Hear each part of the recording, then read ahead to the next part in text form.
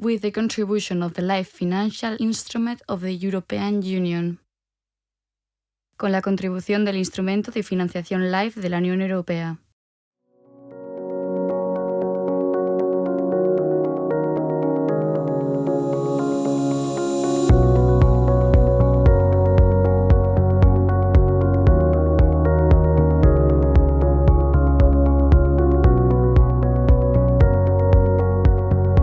Our team from the University of Jena is responsible for the statistical analysis part in the project Healthy Forest, and we are working close together with the biologists from Neiker, using their ground survey data as input variables for statistical and machine learning models, which we are optimizing with hyperparameter tuning and other tweaks to get the best predictions out of the data that we're surveying on the ground.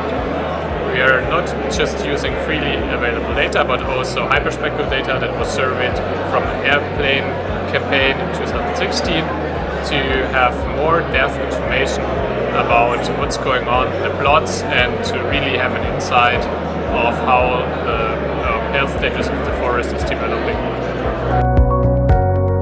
Life Climate Tree es un proyecto, lo que se pretende es tener una herramienta que nos permita calcular este sumidero de carbono que suponen las casi 4 millones de hectáreas de cultivos leñosos que tenemos en España y valorizarlo o buscando orientar las políticas europeas, las políticas agrarias comunitarias con un enfoque de absorción de carbono.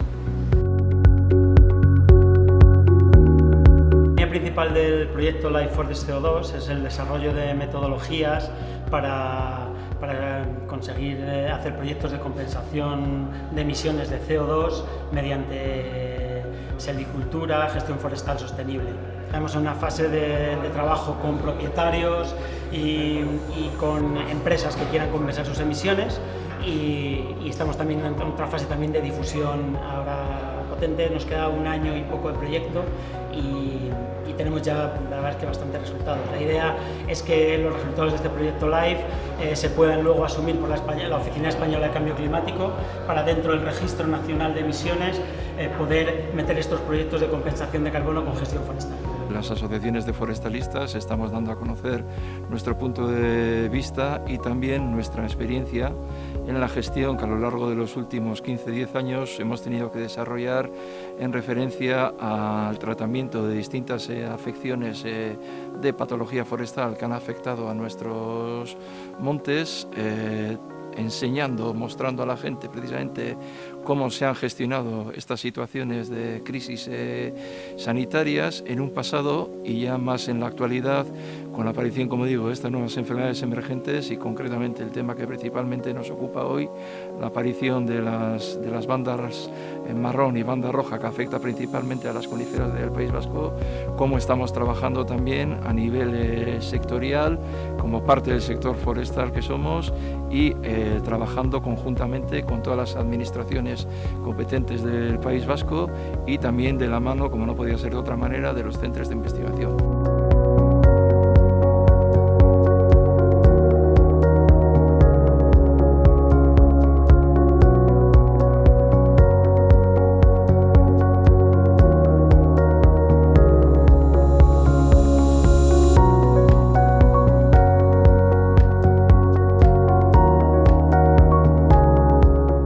I'm here today to talk about the collaboration with UNIA of Neiker.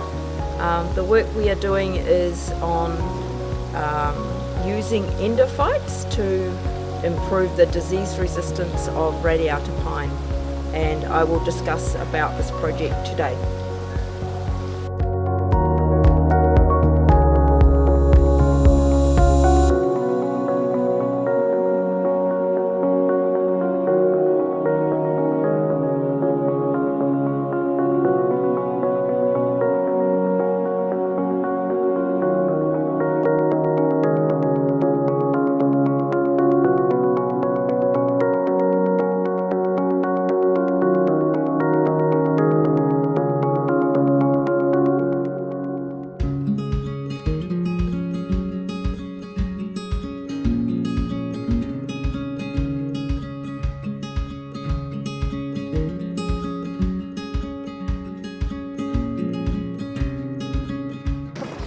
distribuimos los distintos tratamientos en la parcela. Cada subparcela son 5 árboles. Cada árbol tiene una etiqueta y una numeración.